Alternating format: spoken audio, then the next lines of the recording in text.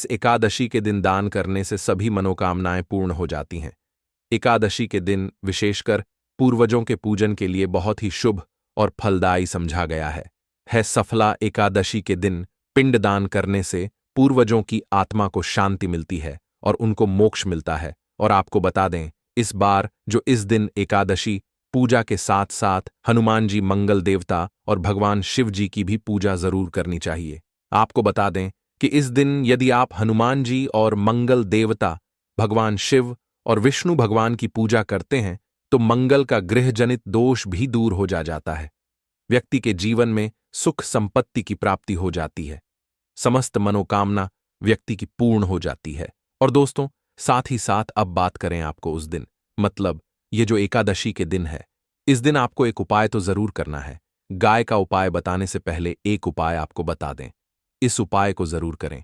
क्या करें कि शाम के समय पीपल के पेड़ के नीचे आपको सरसों के तेल का चौमुखी दीपक, आटे का दीपक बनाना है चौमुखी। उसमें आपको कलावे बाती लगाकर सरसों के तेल का दीपक जला देना है और बीच में 2 साबुत फूल वाली लौंग भी डाल दें। फिर देखिए कैसे चमत्कार आपके जीवन में होता है। शाम के समय जलाकर उसे छोड़े, मनोकामना मांगकर। दोस्तों, 26 दिनों के आपकी वह मनोकामना पूर्ण ना हो जाए तो हमें बता देना। बहुत ही प्रभावशाली उपाय बताया मैंने आपको, बहुत ही दुर्लभ से दुर्लभ है। इस बार नए वर्ष के उपाय को जरूर करें। यह उपाय जो है बहुत ही आपको लाभ देगा। और अब बात करें गाय से जुड़े कौन कौन से उपाय आपको इस दिन, मतलब गाय से जुड़े उपाय जिन्हें करने से व्यक्ति को 7 पीढ़ियों तक बैंक बैलेंस कमी नहीं होती, दुख दर्द संकट कष्ट दूर हो जाते हैं और सभी सुख व्यक्ति के कदमों में आ जाते हैं। कदम चूमती है सभी सुख और घर में धन के भंडार सदैव भरे रहते हैं, कोई कमी नहीं होती। इसी तरह कौन कौन से उपाय ध्यान से सुनना, जिस तरह बताएं उसी तरह इन उपायों को आपको करना है। तो चलिए शुरू करते हैं। कौन कौन से गाय से जुड़े उपाय हैं? प्रभावशाली चमत्कारिक उपाय है जो कि आप किस्मत को चमका देंगे। एकादशी से आपको लाभ शुरू करते हैं। दोस्तों, सनातन परंपरा में गाय गंगा और गायत्री का बहुत ज्यादा धार्मिक महत्व है। मान्यता है कि गौ माता के शरीर पर 3 कोटि देवी देवताओं का वास होता है। गौ माता पूजा करने वाले जातक पर इन सभी देवी देवताओं कृपा बरसती है। गौ सेवा से न सिर्फ इस जन्म के बल्कि पूर्व के भी दोष दूर हो जाते। गाय से हासिल पंचगव्य का उपयोग जरूर शामिल करें, क्योंकि पंचगव्य के बिना कोई भी पूजा पाठ और हवन सफल नहीं होता। या दोस्तों, गौ कृपा पाने के लिए प्रतिदिन सप्ताह अथवा महीने में परिवार समेत एक बार गौशाला जाने का नियम जरूर बनाएं और वहां गायों को हरा चारा जरूर खिलाएं। इससे आपको शुभ फलों प्राप्ति होगी। और साथ ही साथ गौ सेवा और गौ पूजा से 9 ग्रह शांत हो जाते हैं और इनसे जुड़े दोषों का निदान हो जाता है। गर्मियों में गौ माता को पानी पिलाएं और सर्दी में गौ माता को गुड़ जरूर खिलाएं। ध्यान रखें कि गर्मियों में गाय को गुजिया, अनेक देवी देवता को अपने ने शरीर पर धारण करने वाली गौ माता से जुड़े कई शुभ और अशुभ संकेत भी होते हैं। मसलन गाय का दूध दुहते समय यदि गाय ठोकर मार दें और सारा दूध बिखर जाए तो अपशगुन होता है।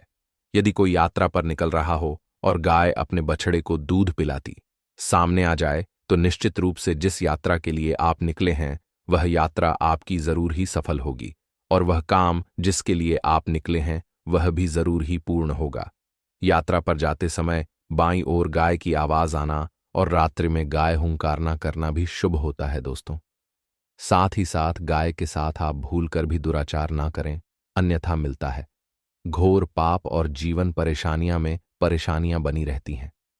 जी हां दोस्तों, गाय को राष्ट्रीय पशु बनाए जाने और इन्हें मौलिक अधिकार दिए जाने की बात हो रही है तो सवाल यह उठता है कि गाय संस्कृति का अहम हिस्सा है, तब भी गाय के साथ लोग ऐसा खराब व्यवहार कैसे कर लेते? गाय दर दर भटकती रहती है, भरपेट इन्हें चारा तक लोग नहीं देते। गाय जब तक दूध देती रहती है तो उन सेवा होती है और जैसे ही दूध देना बंद कर देती है तो लोग इन्हें उन किस्मत पर छोड़ देते हैं, सड़कों पर और गलियों में भटकने के लिए। ऐसे में गोवंश जीवों को कोई डंडे मारता है तो कोई पानी डाल देता है, कभी वाहनों चपेट में आ जाती है तो कभी बीमार होकर बेचारी यह गाय दम तोड़ देती है। ऐसे में जरूरत है इन बातों को जानने, गाय को लेकर शास्त्रों में क्या कहा गया है गाय के साथ आपको कैसा व्यवहार करना चाहिए? दोस्तों, गाय को कभी भी मारना पीटना नहीं चाहिए। शास्त्रों में गाय को माता का दर्जा दिया गया है। गाय को मारने वाला माता को मारने पीटने वाले के समान पाप का भागीदार समझा जाता है। नरक लोक में वर्षों तक कष्ट भोगना पड़ता है। अगले जन्म पशु योनि में मिलता है। कथा है कि गौतम मुनि ने गलती से गाय को डंडा मार दिया था, जिससे गाय मृत्यु हो गई थी और इस पाप से मुक्ति के लिए इन्हें वर्षों तक तपस्या करनी पड़ी। भगवान श्री शुक्ल जी ने बैल स्वरूप में आए वृद्धाश्रम का वध कर दिया था, जिससे मुक्ति के लिए भगवान श्री शुक्ल को संपूर्ण तीर्थों को एक कुंड में बुलाना पड़ा और इस कुंड में स्नान से वह पाप मुक्त हो गए थे। दोस्तों, साथ ही साथ पानी पी रही गाय को भगाते हैं। वे घोर पाप के भागी बनकर नरक भोगते हैं, ऐसा पुराणों में बताया गया है। जबकि जो लोग गाय के लिए प्याऊ और चार बनवाते, वह महाभाग्यवान होते हैं। ऐसे लोग घोर पाप से मुक्त होकर स्वर्ग पा जाते हैं और बड़े ही धनवान कुल में जन्म लेकर सुख भोगते हैं। और साथ ही साथ आराम कर रही गाय को कष्ट देकर कभी भी उठाना नहीं चाहिए। कहते हैं कि जिस स्थान पर गाय बैठी है, वहां से नकारात्मक ऊर्जा खत्म हो जाती है। गाय के बैठने जगह को जो लोग नियमित साफ रखते हैं, वह जन्म में किए गए जाने अनजाने में पापों से मुक्ति हो जाती है और गोलोलोक में थान पाते हैं। गाय को डंडा मारकर उठाना, पानी डालकर उठाने से मनुष्य पाप का भागी बनता है और अगले जन्म में उसे दर दर भटकना पड़ता है। और साथ ही साथ शास्त्रों में बताया गया है कि गाय का दूध उसके बछड़े के लिए होता है। गाय के बछड़े से बचा हुआ दूध ही मनुष्य को लेना चाहिए, परंतु कुछ लोग एक बार गाय को दूध लेने बाद फिर से बछड़े के लिए बचा हुआ दूध भी धो लेते हैं। ऐसा करना गौर पाप कहाँ जाता है। ऐसे दूध को धोने वाला और ग्रहण करने वाला दोनों ही पाप के भागी बन जाते हैं। दोस्तों, साथ ही साथ शास्त्रों में कहा गया है कि गोवंश मतलब गाय और बैल के पीठ पर नहीं बैठना चाहिए। इन पर बैठने से महापाप लगता है। ऐसे लोगों को नरक और यातना भोगनी पड़ती है। एकमात्र देव के अंश के उत्पन्न नंदी ही गोवंश है, जिस पर स्वयं महादेव और महादेवी सवारी करती हैं, क्योंकि नंदी ने स्वयं अपनी इच्छा से महादेवी सवारी बनना स्वीकार किया था। और साथ ही सात शास्त्रों में गाय के दान को बहुत ही महत्व दिया गया है, परंतु ऐसे गाय का दान कभी नहीं करना चाहिए जो बूढ़ी और बीमार हो। कठोपनिषद में नचिकेत कथा भी इस संदर्भ में है कि जिस नचिकेता ने पिता द्वारा बूढ़ी गाय को दान करने पर आपत्ति जताई थी, दूध देने वाली और बछड़े सहित जो लोग का दान करते हैं, वह महान पुण्य को हासिल करके स्वर्ग में स्थान पाते हैं। दोस्तों, साथ ही साथ सूर्य चंद्र मंगल शुक्र युक्ति राहु से हो तो मार्गशीर्ष दोष होता है। यह भी मान्यता है कि सूर्य का संबंध पिता से एवं मंगल का संबंध होने के कारण सूर्य यदि शनि राहु केतु के साथ स्थित हो या दृष्टि संबंधी हो तथा मंगल युति राहु या केतु से हो तो मार्गशीर्ष दोष होता है। इस दोष से जीवन संघर्ष मम बन जाता है। पौष दोष हो तो गाय को प्रतिदिन या किसी भी एकादशी को या किसी पूर्णिमा के दिन, अमावस्या या किसी भी खास दिन पर रोटी गुड़ चारा खिलाने से मार्गशीर्ष दोष खत्म जाता है। साथ ही साथ गाय पीठ पर जो कूबड़ बना होता है, वह बृहस्पति गुरु है। अतः जन्मपति में यदि बृहस्पति अपनी नीच राशि मकर में हो या अशुभ शिवलिंग में जा रहे हों और सामने से गौ माता आती हुई दिखाई दे, तो गौ माता को अपनी दाहिनी ओर से जाने देना चाहिए। आप यात्रा जरूर ही सफल होगी और जिस घर में गाय होती है उसमें वास्तु दोष स्वतः ही खत्म हो जाता है। और साथ ही साथ आपको बता दें कि गाय को आप भी रोटी बनाएं, प्रतिदिन ताज़ी रोटी ही बनाएं। गाय को अगर आपने रोटी बनाई है तो कोशिश करें कि उस रोटी को आप तुरंत ही गाय को दे दें।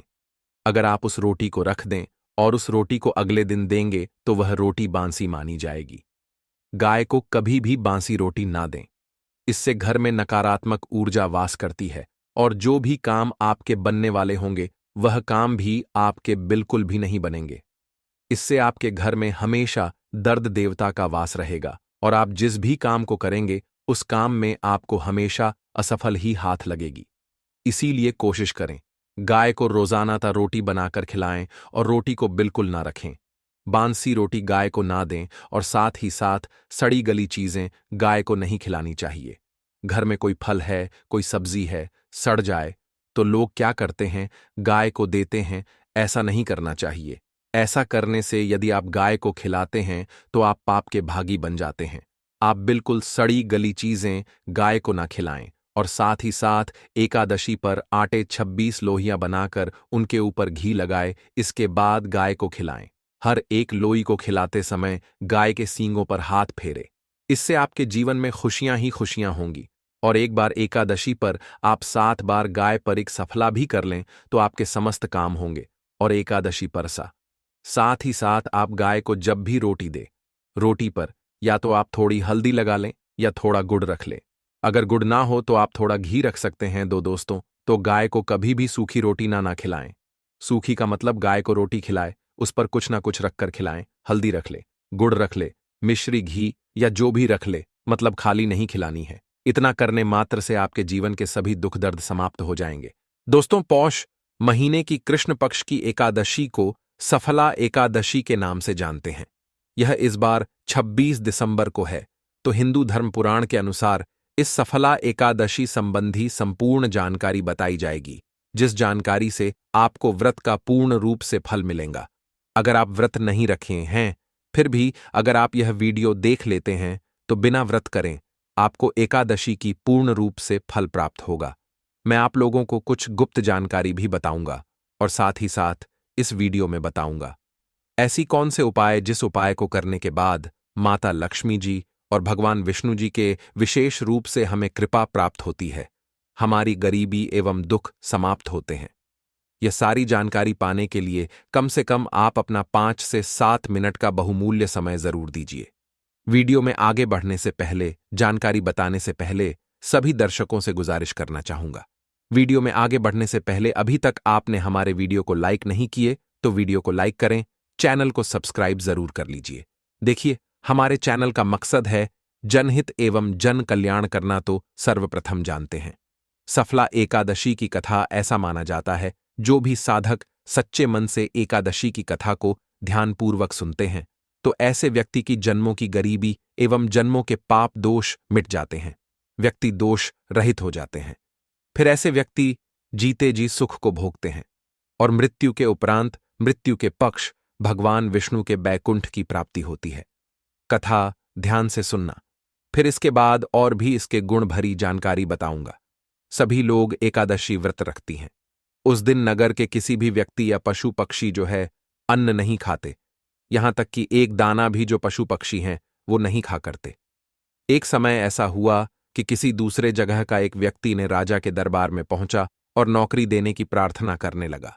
तब राजा ने कहा, नौकरी तो ठीक है, लेकिन एक शर्त है कि महीने में 2 दिन एकादशी के व्रत आते हैं और हमारे संपूर्ण राज्य में एकादशी व्रत के दिन अन्न नहीं मिलेगा आपको, अर्थात यहां कोई भी अन्न नहीं खाते तो आपको अन्न नहीं मिलेगा। राजा ने नौकरी की, यह शर्त उन्हें बताई। उस व्यक्ति ने नौकरी के लिए राजा की शर्त मान ली और अगले दिन एकादशी व्रत था। उस दिन उसे अन्न नहीं मिला, उसे फलाहार की सामग्री दी गई। वह राजा के दरबार में पहुंचा और राजा जी से कहने लगे कि हे महाराज, फल से मेरा पेट नहीं भरेगा, मुझे अन्न चाहिए। यदि अन्न नहीं खाऊंगा तो मेरे प्राण निकल जाएंगे। राजा के सामने वह व्यक्ति गिरने लगा। कथा ध्यान से सुनना, ज्ञान भरी जानकारी, अच्छे कथन है। इस कथा को सुनने मात्र से आपकी गरीबी मिटेंगे। कमेंट बॉक्स में ओम नमो भगवते वासुदेवाय नमः जरूर लिखना। तो दर्शकों, राजा ने उस व्यक्ति को जो नौकरी दी, उस व्यक्ति को उनके सार्थक की याद दिलाई। फिर भी वह राजा से अन्न की मांग करने लगा। उसकी स्थिति देख कर के राजा ने उसे अन्न देने का आदेश दिया। उसे आटा चावल दाल जितने भी अन्न पकाए जाते हैं, सारे चीजों उसको दे दिए गए हैं। वह नदी के तट पर पहुंचा और सबसे पहले स्नान किया है, फिर भोजन तैयार करने लगा। जब खाना बन गया तो उसने भगवान से प्रार्थना की कि भोजन तैयार है, आप भोजन ग्रहण करें। उसकी प्रार्थना सुनकर कि भगवान विष्णु अपने चतुर्भुज रूप में आकर के पीले वस्त्र धारण किए हुए उनके सामने प्रकट हुए।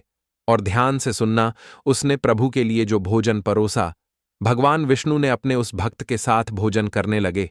भोजन के बाद भगवान अपने लोक वापस चले गए। वह व्यक्ति अपने काम पर फिर वापस चला गया। जब फिर अगली एकादशी आई तो उसने राजा से कहा कि उसे दोगुना अन्न दिया जाए, अर्थात उस दिन जो अन्न दिए थे वह पहली एकादशी पर्व भूखा ही रह गया, क्योंकि सारे भोजन भगवान ही खा गए, क्योंकि उस दिन भगवान के साथ उसने भोजन किया था। तो अब महाराज, आज जो है मुझे 2 गुना अन्न दे दीजिए। उसकी बात सुनकर के राजा आश्चर्य हो गया। कहा कि तुम्हारी बात पर विश्वास नहीं है कि तुम्हारे साथ भगवान बैठ करके भोजन करते हैं। वह तो सभी एकादशी व्रत यहां पर सब लोग रखते हैं, किसी के साथ में भोजन नहीं करते। आपके साथ में कैसे भोजन कर सकते? इस प्रकार से जो राजा है उनके मन में संदेह हुआ। लेकिन देखिए, जो राजा को भी भगवान के दर्शन की बहुत ही अभिलाषा थी, तो इस पर नौकर ने राजा से कहा कि आपको विश्वास नहीं है, भगवान मेरे साथ में भोजन करते हैं, तो आप मेरे साथ में स्वयं चल करके देख लीजिए। राजा एक पेड़ के पीछे छिप करके देखने लगा। नौकर ने हमेशा की तरह नदी में स्नान किया और भोजन तैयार किया। उसने कहा कि भगवान भोजन तैयार हैं, आप भोजन ग्रहण करें। इस बार भगवान नहीं आए। उसने कई बार पुकारा, लेकिन भगवान नहीं आए। तब उसने कहा कि यदि आप नहीं आए तो वह इस नदी में कूद करके जान दे देगा।